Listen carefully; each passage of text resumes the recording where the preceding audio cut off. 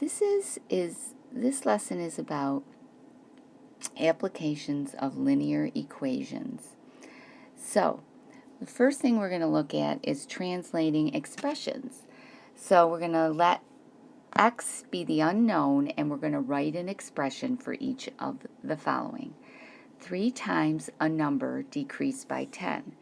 So, the number itself is we don't know, so it's the unknown, so we're going to use x as the number. So 3 times the number, so we're going to write that as 3x. I mean, we could put a dot in between them, but generally accepted as just push them together. Decrease by 10, which means minus 10. And that's an expression, it's not an equation, so we just leave it. 5 more than the product of 4 and a number. So let's do the product of 4 and a number first. Product means what? Oh, to multiply, you say. Very good. So 4 and a number, so it's going to be 4x. And then we want 5 more than it. More than means to add. And you're like, well, why shouldn't I put that plus the beginning? If you have more or less than, you're going to pop the stuff at the end. So now let's review strategies for word problem solving. So you read the problem, assign a variable to what you're trying to find, write an equation that shows a good relationship, solve the equation, and check for reasonableness. Okay, so let's say you're solving for miles per hour in a car, and you get something like 350, you're going to go, I must have made a mistake somewhere, because there's no way. So, solve each problem, state what the variable represents, set up an equation, solve the equation, and write the solution statement. Be sure to check to see if your answer is reasonable. In Bedrock, the citizens can rent cars from Rec Rental for $40 down and 10 cents a mile. If you rent the car and your bill is $54.60, how many miles did you drive? So they're asking for how many miles you drove. So here we go. So I'm going to let x equal the number of miles.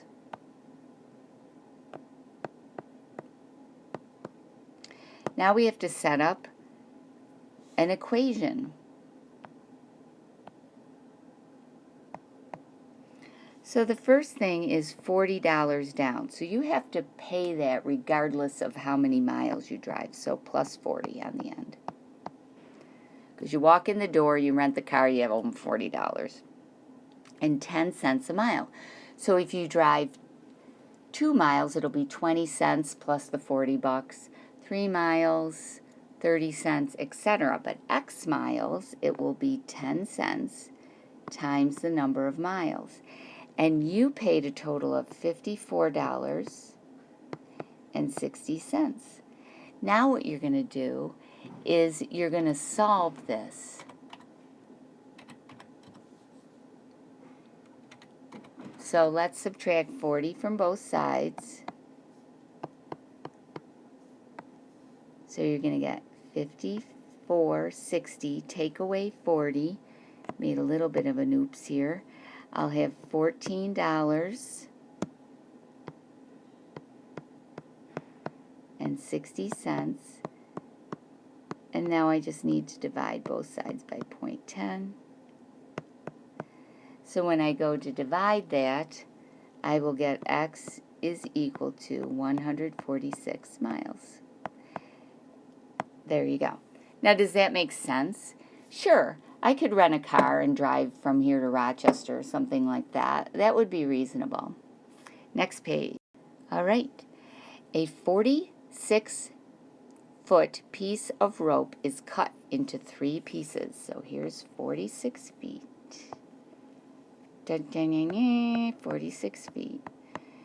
It's cut into 3 pieces, so the second piece is 3 times as long as the first piece, and the third piece is 2 feet more than 7 times the length of the first piece. So let's let the first piece be x. This is your first guy. And your second piece is 3 times as long as the first piece. So let's make him 3x, right? And the third piece is 2 feet more than 7 times the length of the first piece.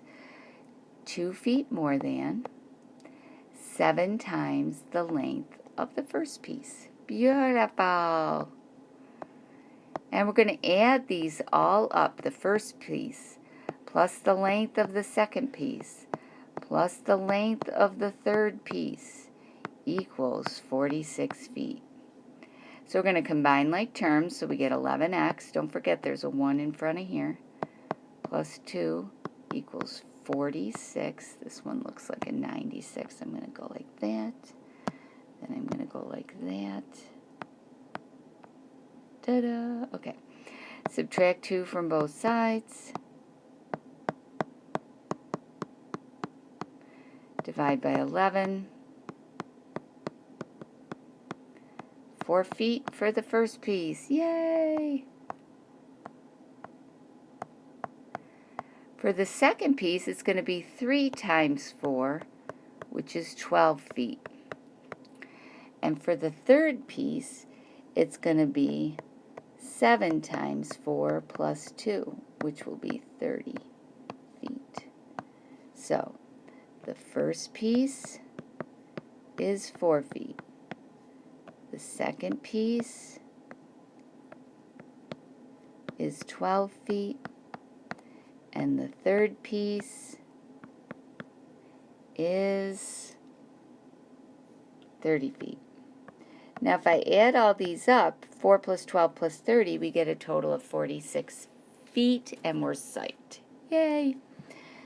Okay, letter C here says 3 consecutive integers add up to 102. What are the integers? Consecutive means one after the other. So to set up the variable, x is going to be the first integer. X plus 1 will be the second, because I want the next one. So it would go like 7, 8, 9. So I need to add 1 each time.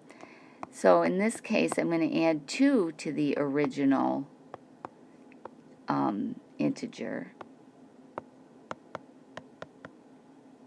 Ta-da! Okay, so we're going to add them up.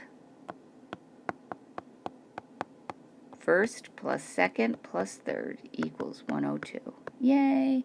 Combine like terms. I'll do this, you guys, so that you're not confused about where we're going with this.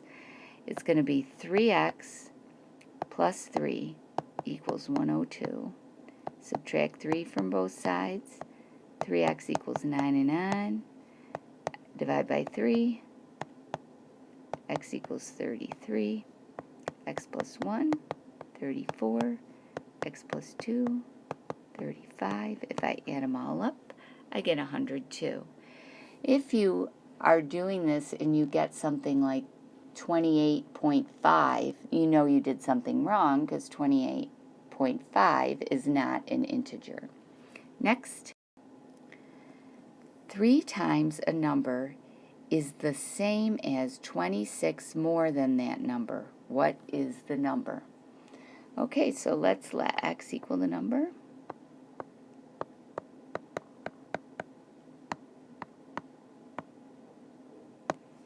Okay, so 3 times the number, 3x, is the same as, equals, 26 more than the number. Ta-da! What's the number? Okay, so we're going to solve this. Subtract x from both sides. Remember, there's a 1 in front of the x, you guys. So it's 2x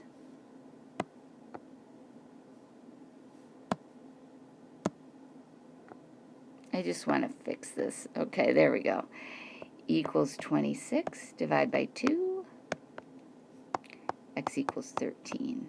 13's the number. Now, as a little extra added side thing. If we're talking about consecutive integers, it's going to be x, x plus 1, x plus 2, etc. as your representation. If you're talking about consecutive even or odd, you're going to go up in twos, x, x plus 2, x plus 4, x plus 6, etc. Think about it this way. If I start on an odd number, to get to the next odd number, it's 2 away. If I start on an even number, to get to the next even number, it's still 2 away. So they're set up the exact same way. Seems weird, but true. Now you can go and do the MyMathLab homework assignment associated with this. Hang in there, you can do it.